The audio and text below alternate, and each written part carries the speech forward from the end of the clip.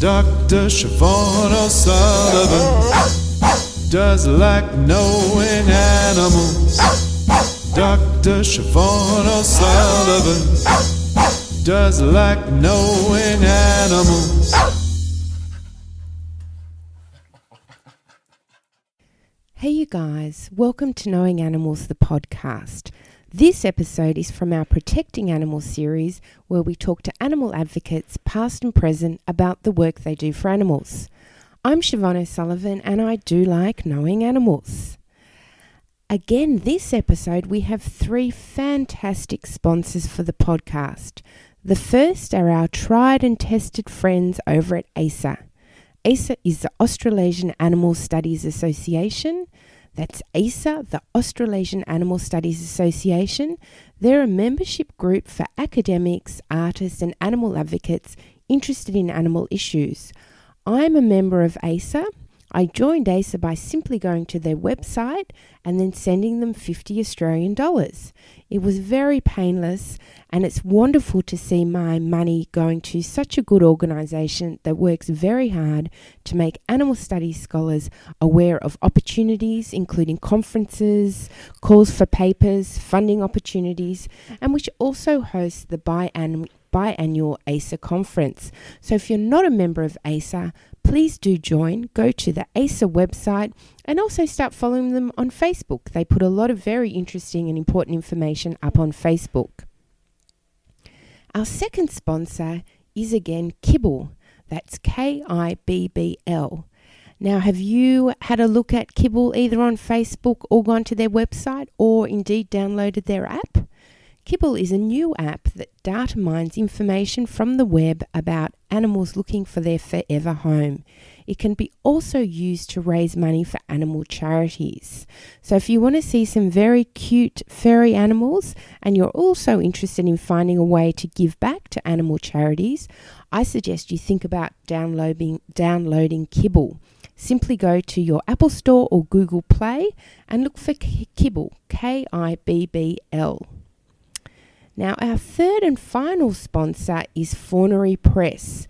Faunary Press is spelled Faunary,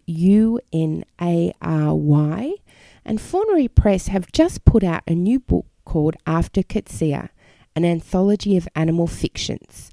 The book is available at Amazon, or you can go to the Faunary Press website. Now, of course, most listeners will know that Kitsia has had a very big impact in the area of animal studies. His literature often discusses very important and complex ethical issues pertaining to animals. So I think this book will be a very important contribution to any university library that is looking to build its collection of animal studies, and of course also just a wonderful read for listeners. So have a think about purchasing a copy of After Kitsia for yourself, and why not also order one for your library. Thank you very much to all our sponsors this episode. It's very much appreciated. Well, I'm back from Europe, back from my jaunt to Europe, and I'm back in lovely sunny Sydney town. We're in the podcasting lounge room in Annandale, and I'm really pleased to be able to bring you this episode. Now, this is my first time ever with 2 guests. Regular listeners will know that I normally only have 1 guest, so we've got 2 guests. It's very exciting. We're breaking new ground.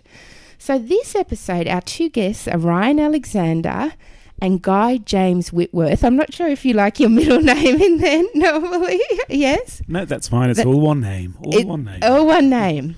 So Ryan and Guy are the driving forces behind No Meat May. No Meat May is an initiative that I've been learning about recently since meeting Ryan at our regular Animal Rights in Sydney reading group. And we are really lucky to have Ryan and James here today. Ryan and Guy here today to tell us all about the initiative. So welcome to the podcast, gentlemen. Thanks, Siobhan. Thank you. So, Ryan, we'll start with you. What inspired you to set this up? Yeah, well, it's probably one of those light bulb moments that I think a lot of us had or have. I read the book Eating Animals after seeing Jonathan Safran Foer speak at the Opera House. And yeah, it was this light bulb moment that we actually have to make a big shift in our eating habits, and we have to do it pretty quickly. And I guess there was one particular line or statement that Jonathan said that really connected with me, and he was sort of talking to the audience, and he said, what if we wanted to get half of the world overnight to turn vegetarian or vegan? That would be impossible. But what if we were to get the whole world to eat half as much animal products or meat, and how much, I guess, how that actually sounds a lot more possible. So I think that kind of connected with me, and I sort of thought, well, this is something I could get involved with. This is something I think I've kind of got the skills and motivation to sort of be a part of. So that was the inspiration. And then, I guess it was also my own journey from being a grandson of a master butcher and meat-loving carnivore to becoming a vegan activist. And I guess in sharing what I'd learnt along the way, created No Meat May as a way to involve others. Yep. So were you a meat eater at the time you went to that event to hear him speak, Jonathan? Sorry, what was his surname again? Saffron Foa. Saffron Foa, yeah. Yeah, I was. I met my partner Guy here probably 12 years ago now, but and Guy was vegetarian when I met him. It all started with Guy. It's all his fault. But he blames me for everything. He really does. It's love. But so I was sort of I was in a household where we just sort of didn't eat meat at home, but I would go out and eat meat with my friends. So it was I called myself at that time a meat minimizer, and so I was still eating meat at that point. But I think it is and this is what No Meat May is about as well. Is actually about experiencing the benefits of going without meat for a longer period of time, and also it has to be that personal choice. You have to own it. You have to sign up for the campaign, or you have to make that decision and learn for yourself. So I think for me, I wasn't. I had to read the books, I had to see the documentaries, I had to learn for myself. Yeah. So I've got a lot of different questions, but I guess perhaps the thing that's most on listeners' minds at this stage is, what do people sign up to when they sign up to No Meat May? What does it involve doing? Yeah, cool. Okay, well, it's pretty simple in the sense of you go to nomeatmay.net and sign up for a 31-day no meat challenge. That's as simple as it is. But what we do is we encourage people to, involve their friends and family, and to make it a fun campaign. Like eating and food is cultural. It's a social thing. So we don't encourage people to do it on the sly. To do it quietly or in isolation, but actually involve others. So, but essentially it is signing up online, and they'll get sort of an email from myself every few days with some lots of recipes and I guess motivation, inspiration, that sort of stuff. A really interesting sort of thing that happened a couple of years ago was once I sat down next to one of Ryan's friends at dinner. And this friend sort of leant over and said, "So what's the thing that you miss most about not eating meat?" And it's so funny, and that's sort of a question that a lot of people sort of have, and it's also a fear that a lot of people have about when they sort of take part in No Meat May. They view it as a thing of we're giving up something for a month. And a big sort of part of the campaign that we've been doing over the past few years is actually trying to sort of change people's sort of view on that and trying to encourage people to think of it, okay, so what can you gain for a month? What can you actually do differently, which is going to sort of, and it's such a cliche to sort of, say, to reveal that, your better self and to sort of, make yourself a better version of yourself. So it's really sort of, No Meat May is about sort of, giving, sort of going without meat for a month, but it's also about this, it's an experience of trying to give people the platform to actually sort of, experience different things and to just view the world differently for this 31 days. Sounds fantastic. So are you in the business of revealing what kind of numbers you're getting or the level of interest? Yeah, well, it's we started at had our 5th year this year. Oh, wow. So, it started with me and some mates, really. So, probably 20 people the first year. And then each year it sort of doubled or tripled each year. So, last year from official signees, we were just short of 1,000 officials. Right. But what we found interesting, the process is that, often people will sign up but then bring their family along. Yes. And so the survey we've conducted with UTS, School of Sustainability, showed that on average, there's 3 people for everyone that signs up. There's around, people involved 2.5 to 3 of their friends or family. So we'd say this year's campaign, we probably had 3,000 people around the globe who went meat-free for May. Yes, wonderful. Yeah. And this episode will be coming out as people are hearing this episode. It's around Christmas time, which is, of course, a time when a lot of animals and animal products are consumed. But it's perhaps also a time when people are starting to think about the new year and what they're going to do in the future, et cetera, et cetera. So it's a good time perhaps for people to start thinking about meat-free May and setting that as perhaps an objective for them. Yeah, absolutely. Yeah, I think it is something you I think have to sort of psychologically prepare for a lot of people. Mm-hmm. One of the things I've found interesting is that a lot of people, it's actually it's a practical thing. Like a lot of people are a game. They're just not sure actually how to tackle it. Like how do I cook without meat? Mm-hmm.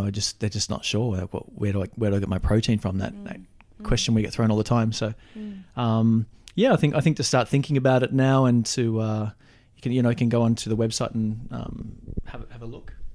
Christmas is actually a really amazing time to start thinking about this kind of thing, because a lot of food, a lot of sort of meals are, you share them with friends, with family. It's a community thing, and this is one of the things that we do try and get across with No Meat May, of it's a sharing thing, and also it's just that everybody knows somebody who is either vegan or vegetarian, so it's a case of just asking questions, trying something new, trying new recipes. I remember a few years ago when sort of one of the first family Christmases that I had with Ryan, sort of sitting down at the family table, and the first time sort of Ryan put I have a recipe for a nut roast that I basically make every Christmas, and I made it every Christmas since who knows how long. And I remember the first time that I put this big sort of slab of heavy brown nut roast in the middle of the Christmas table. There were some interesting reactions, let's just say. So I'm just thinking to myself, with going vegetarian and or vegan, in a sense, there's a kind of a coming out involved. At some point, you've got to tell people that this is what you've decided to do, and it will have implications for other people. It will have implications for how Christmas is spent, for how they prepare food for you, for the kinds of things that you're included in, for what they can expect when they come to your house, etc., etc. So I'm just wondering if No Meat May is perhaps an opportunity for people who are curious about being vegetarian or vegan to, in a kind of a structured way, introduce family and friends to the idea that this is perhaps how they want to live their life. Yeah, absolutely. And I think that's one of the great successes of the campaign is the transformation that a lot of participants have during that month. They experience what it feels like to go without meat, and by the great majority of people actually feel great for it, feel good for increasing their fiber, in particularly getting more fruit and veg in. And the survey we did last year with UTS showed that 60% of people at the end of May cut out red meat altogether. 30% of people cut out all meat altogether and had the intention of staying vegetarian. So I think it is definitely a transformative month where people can, have a, if you like, a personal revolution in their eating and their lifestyle. So, and one of the other, approaches we took this year to growing the campaign was actually tapping into vegetarians and vegans and saying, challenge a mate, challenge someone in your family or one of your friends. So that proved really successful because it was, the reasons we talk about 4 big reasons, which are environmental, sustainability, feeding the world, improving your health, and also obviously ending factory farming is a massive motivation. But they're big things. They're things you can't achieve on your own. So I think definitely involving other people or challenging other people because you care about these 4 big issues, it's a way that you can extend your circle of influence by challenging other people to take up the month. Siobhan, it's so funny as well that you should use the expression coming out, because there really are, as somebody who's gone through sort of coming out, as a gay man, coming out is one of those expressions, a little bit of a catch-all, but it really is quite appropriate. To somebody who goes through the experience of, trying vegetarianism, veganism, whatever. It is this thing that I will warn people. You do need those around you to support you and encourage you, and it is also really funny. We have friends who have sort of shifted towards being more plant-based, and the outrage and the shock and the disgust from their family is like, how can you do this? How can you? And it's such a cliche of the grandmother. But to be vegan is like, yeah. The grandmother who's kind of like, but you have to eat meat. You have to eat meat. It's kind of like, you can't do this to me, But there are parallels there. It's amusing, but it's also just a little bit funny. It's just a little bit sort of, it's how it is. Yeah. Yeah. No, I really do believe that. I think, I can remember as a young girl, my first vegetarian meal at home, and I came from a non-supportive family, and my brother was mocking me, and this was pre-internet, and I didn't have money or knowledge. It was very, very challenging, and it has implications for those around you. Yeah, I can remember very, very clearly all the twists and turns in my own personal journey. So, on your website, as you have just noted, you do link it to 4 areas: animal welfare, health, environmental issues, and food equity. I think probably a lot of listeners will know a fair bit about animal welfare and health and environment, etc. But perhaps food equity is perhaps a little bit less self-evident. Could you say something about why you think that's an issue and what meat has to do with that issue? Yeah, absolutely.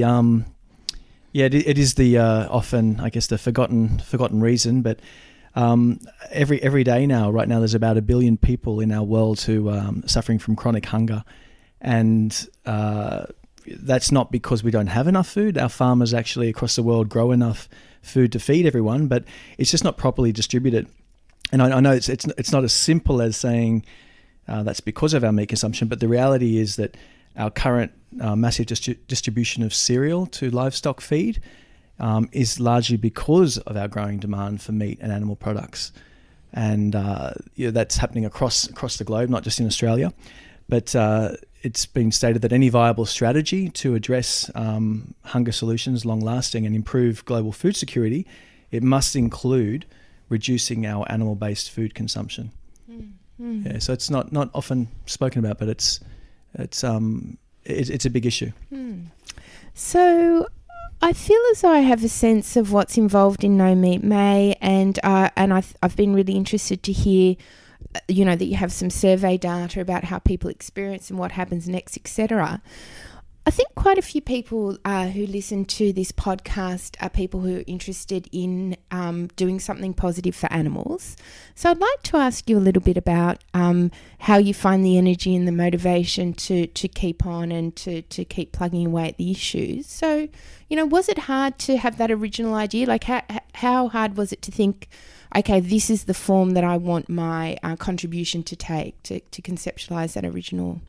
Yeah, look, not tough at all. Like it was a bit of a light bulb moment. We sort of had, the month of May, and May was sort of we created this sort of character of a 50s housewife around that, but she was actually a futurist. So we got so creative and very playful with it, and I think that's what keeps it fresh for us. I think every year is not to sort of get fixed and saying this is what we do, but look at what's happening out there in trends and how we can evolve, how we can grow it. Because, the world has changed in 5 years, like in such a great way. There's so many more people who are open to what we're doing and open to, cutting out animal products. So it's how the campaign evolves and grows with that change, I think is really important. Mm. And you've got a committee, so you've got a few people involved. How did you get other people on board? Or it's pretty much just our friendship circle, really, and then friends of friends who've heard of what we're doing and say, look, I want to contribute, I want to get involved. It was one of those things too. When I sort of read the book, and Facebook was obviously a tool we all used to connect, and I was, just sharing things that I'd read in this book every day, which was these massive insights. And then people sort of got to know me as, he's pretty passionate about this stuff. So people would actually bring things to me and or say, look, I want to help out. How can I help out? So yeah, it's essentially just our friendship circle predominantly, but then grown from that to friends of friends. Mm-hmm. Yeah. And did you tap into skills that you already had, or were you? Was there a steep learning curve, or how did you pull it all together? Really messy, organic, so I've got a great mate, Nicola, who's an amazing photographer, and similar, we're great friends, and we think similarly, and she loved what I was doing here, so she's got involved with the images. Obviously, Guy, my partner, is an artist and illustrator and creative, so basically I'm the one that Ryan goes, hey, I've got an idea, and I'm left going, operationalize it. Okay, so how do we turn this into, okay, so you want to do skywriting and you want it to say this and then multicolored, and okay, let's work with that. So yeah, he makes it happen. Makes it happen. That's good. But yeah, look, it's pretty much just looking around us and saying, okay, because it is all consuming. It takes a lot of time to make something like this happen. So and we're social animals as well. So it's like, I really want to catch up with Lisa, or I really want to catch up with Wayne. How can I get these guys involved? So they're really into cooking. Let's cook something vegetarian. Let's video it and make a video out of it. So it is actually just, I guess, looking at. People have to be very careful when inviting Ryan to dinner, because basically he'll turn up early and he'll just be standing in your kitchen taking photographs of what you're cooking, whether you want to or not, whether you volunteered for that or not is irrelevant. That's how I learn new recipes. I get invited to place and I say, how did you do the guacamole? Yeah. We had actually a great weekend a couple of weekends ago. I went to friends of mine who are from Sri Lanka, and one of the siblings is vegetarian and a really great cook, so we just went there and cooked 3 dishes and filmed and videoed it all and made a little video, which is on our Instagram account. And I got the best take home in the world ever. It was delicious. Yeah, it was so right. Good. But yeah, look, it is. We probably should at that point probably should get a little bit more strategic about it. But to date, it has been very organic community style growth. And so, have you invested a lot of hours into this work? Yeah, a load of hours. It's sort of we both work full time, so I pretty much from January, when January kicks in, every weekend and pretty much every night we're sort of doing something for No Meat May. Even now we're sort of planning graphics and ideas and the new look of the website. So it is something that takes up a good day or two every week. Yeah. And what's your advice for animal advocates who feel burnt out or tired or exhausted? Chill. I don't know. Just some yoga. I think. Yeah, yoga mends everything, but not really. Well, Ryan and I do we do actually suffer from this. We do, we both have full on lives, and it's just. It is one of those things that we try and keep everything that we do playful and try and keep it so we enjoy doing it, because if we enjoy looking at it and we enjoy experiencing these visuals and this ethics and this aesthetic, then we presume other people will. And it is one of those things of just, my day job is that I'm an artist, I'm a creative, so I'm kind of used to pulling I'm not feeling in the right mood for doing this, but to getting myself into a state of being creative and sort of having a creative output. But it really it's about keeping it sort of authentic and keeping it so we're interested in it and we're feeling the connection and we want to be involved in it and surrounded by it, and then it normally works and it sort of draws other people in.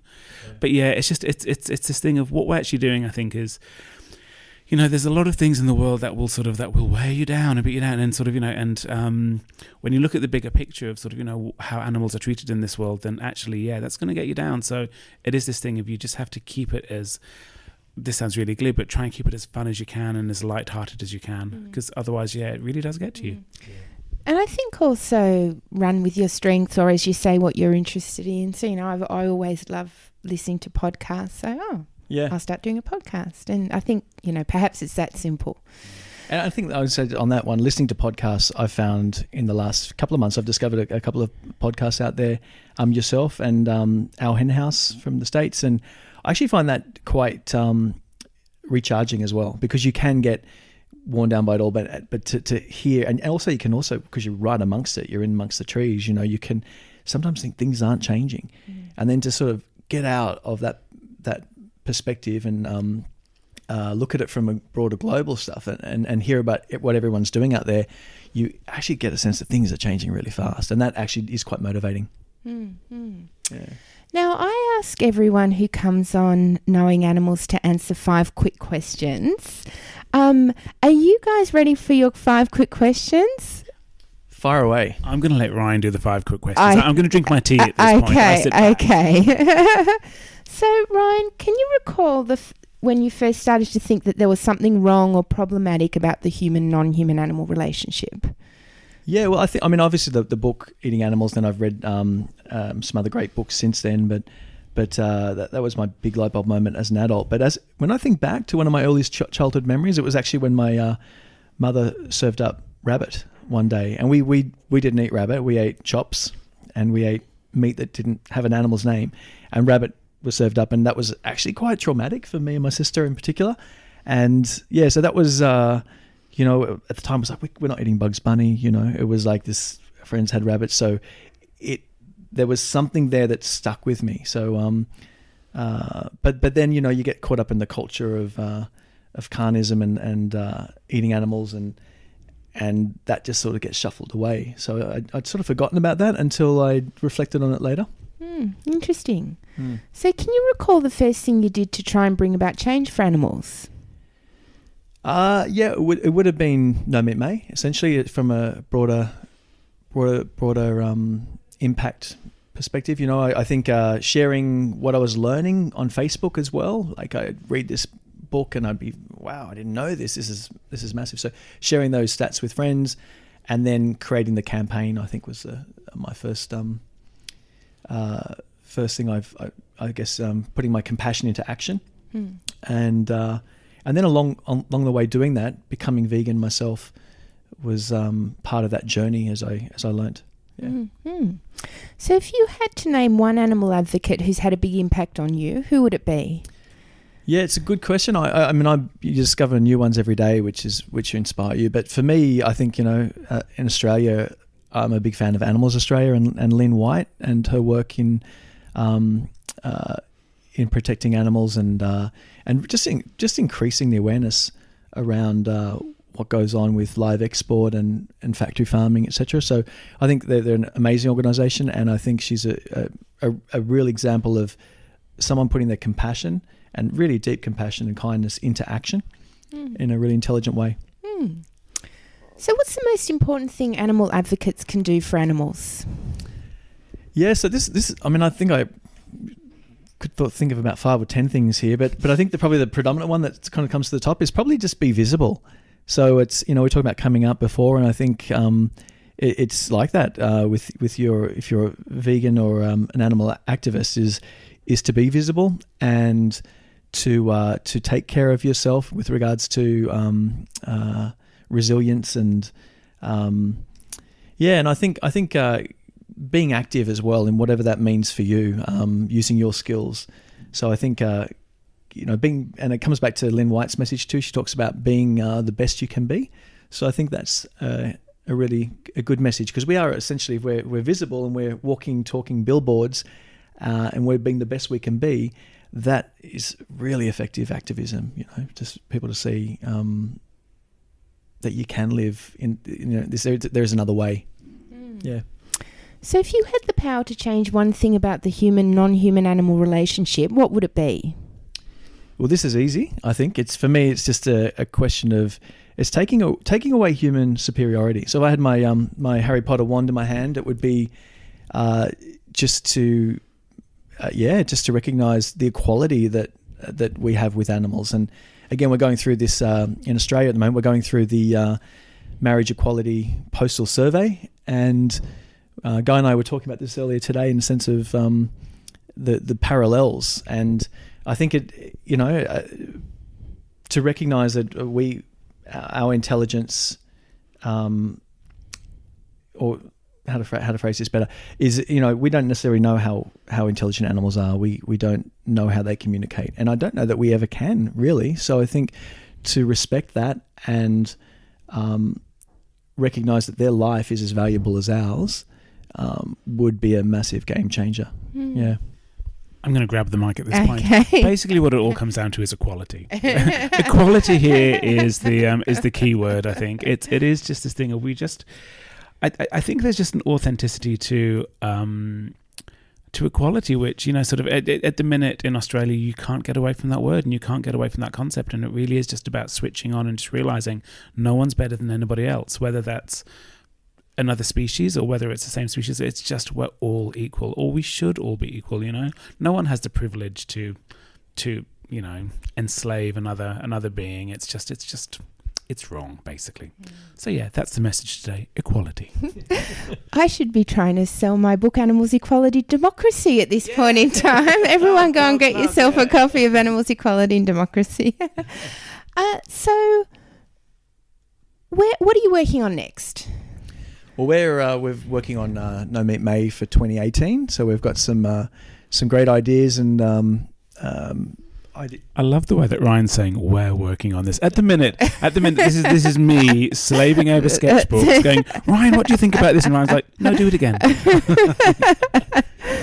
Yeah, no, we're sort of at the creative concept now. We're sort of coming up with the visuals and the theme for this year. So we're working on rolling that out. So it'll all kick off soon. Top secret, but we'll give you the scoop when it's all ready to be revealed. Oh, okay. So you'll have a fresh new website for 2018, will you? Yeah, we try and keep it sort of fresh fresh is a good word. We try and keep it sort of...